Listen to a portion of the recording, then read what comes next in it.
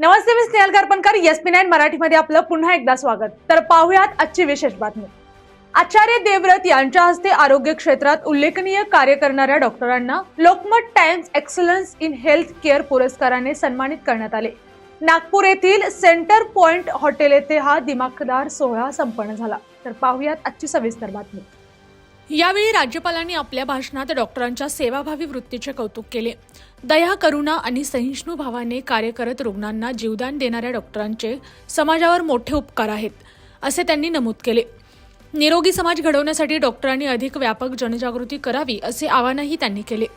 निरोगी समाजासाठी शुद्ध हवा, पाणी आणि माती अत्यावश्यक असून नैसर्गिक शेतीला प्रोत्साहन देणे ही काळाची गरज आहे, असे सांगत सर्व समाज घटकांनी या दिशेने पुढाकार घ्यावा, असेही राज्यपालांनी स्पष्ट केले.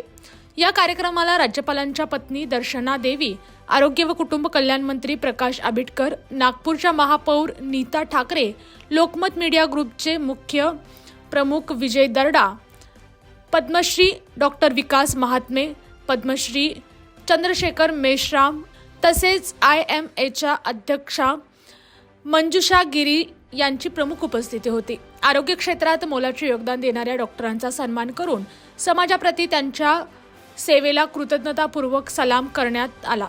कार्यक्रमाला वैद्यकीय क्षेत्रातील मान्यवर, सामाजिक कार्यकर्ते आणि नागरिक मोठ्या संख्येने उपस्थित होते. यांनी अशाच बातम्यांसाठी पाहत रहा SP9 Marathi. Your time, your news. धन्यवाद.